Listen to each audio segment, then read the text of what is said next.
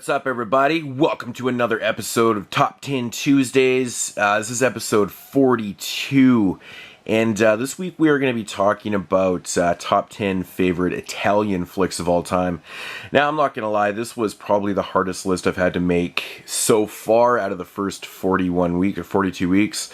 Italian films are my favorite to watch. So this was, relatively kind of hard. Easy at the same time, because I do have a lot of bona fide favorites.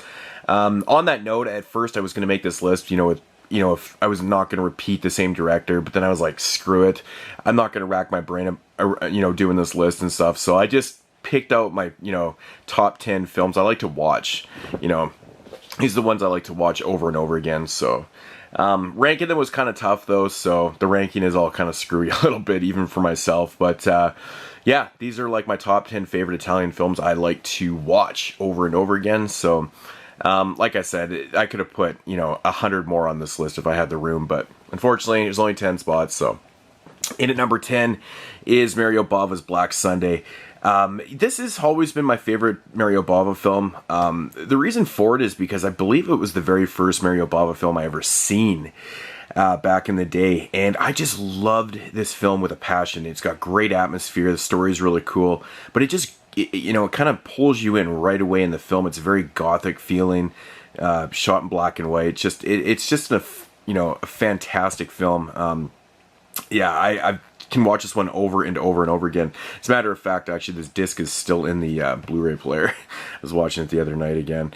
Probably my favorite Mario Bava film, which is so hard even to pick your favorite Mario Bava film because there's so many good ones. But Black Sunday, it's in there because it is one that I watch over and over again. So in at number 10. In at number 9 is Dario Argento's The Bird with the Crystal Plumage. I think this is one of his actual bona fide best films. This movie is one of the better giallos ever filmed, in my opinion. This movie's really good story. It's got great build up to it. Just everything about this one's fantastic. Great music, but it's just a really good giallo.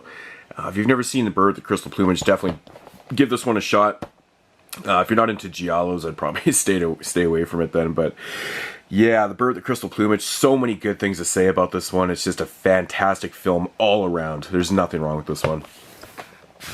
In at number 9. Number 8 is the classic Cannibal Holocaust. I love this film, man. One of my favorite things about this film, though, is definitely the score. I love the music. It's just so riveting when you watch it. It just has this, it gives the movie an interesting feel when you listen to the music, and I don't know, there's just something about it that just kind of pulls you in and just doesn't let go.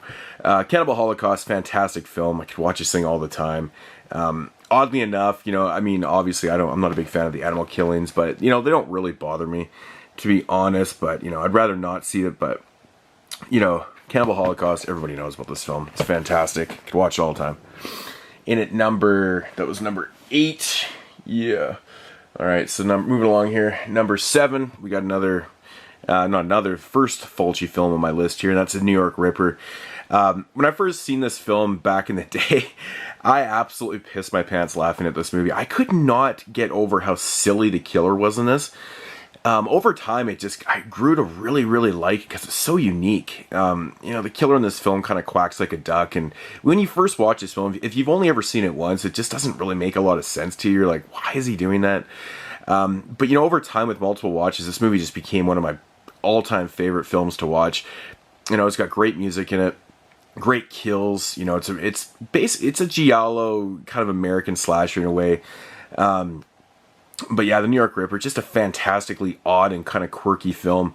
And it's very, very fucking sleazy. And I think that's another thing about this movie that I absolutely enjoy so much, though, is the sleaze. It's one of Fulci's sleazier films out there.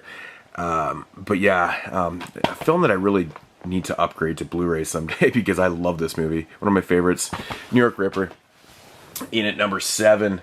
Number 6 is another Fulci film, and that is City of the Living Dead. The first part in the Gates of Hell trilogy. I love this movie. It's got great atmosphere, great gore, just everything that makes up a Fulci film. Pretty cool, interesting, weird storyline to it too. Always kind of grips you and pulls you in, but Yeah, Fulci, really, this one is one of his better films. In my opinion, just all around amazing. Love the score in this film too. It's just so fantastic. You can't really say anything bad about, any of the Gates of Hell trilogy, films. Maybe the dubbing in House by the Cemetery is probably not the best, but still I enjoy it. But yeah, City of the Living Dead, everything about that movie is just fantastic. Moving along, number 5 here, and that is Cemetery Man, directed by Michel Sauvier, with Rupert Everett. This movie right here, the first time I watched this film, it just blew my socks off. I was like, that is some weird ass shit. The end of this movie it made me pop it in like right again. I just had to rewatch the whole movie because I was like, what the hell's with that ending? This is a really interesting film, man. It's quirky, it's kind of funny. The lead actress in this film, I always forget her name because I'm so bad with names. Is that Anna Felci? She is so beautiful. But yeah, this one's really quirky and just strange. It's got really good atmosphere. It's just one of those films that you can just watch over and over and over again. It's just strange. Cemetery Man, very unique film. Very unique. In at number 5. In at number 4 is another Dario Argento film in Suspiria. A film I can watch over and over again. I know some people disagree with me, but it's more of the visuals in this film. I think this movie is one of the most astonishing films ever shot. It's just so beautiful. The colors, just everything about this, the music, the score, just the progression. I don't know, man. I am a big fan of this film. I could watch it just over and over again, like I said, because it's just so damn beautiful. Even if you don't even like the film, you can't really deny the fact that it is very beautiful. The lighting and the colors in this film are just beyond ridiculous. I just can't wait for Synapse's Blu-ray to come out. These DVDs look really good themselves, but yeah, I think the Blu-ray is just going to do it so much more justice. But Suspiria has been talked about to death, so I don't really need to say too much about it. It's fantastic. Number 4. Number 3 is Lamberto Bava's Demons. I've talked about this movie over and over again. Everything about this one is just fantastic. I love the storyline set in the at the cinema. It's just so cool how they did it. Great music, awesome gore. It's just Lamberto Bava at his best. Definitely my favorite Lamberto Bava film.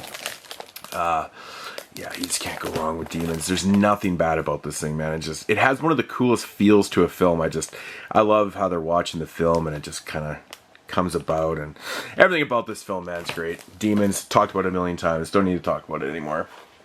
And number 3. And number 2 is Lucio Fulci's Zombie. Like I said, there's going to be a bunch of Fulci. He's my favorite director of all time. So, yeah, Zombie. What can I say? Again, like all these films, it's got great. Actually, this one's shot brilliant, man. There's so many good scenes in this film. But yeah, the most iconic zombie pretty much ever, right there.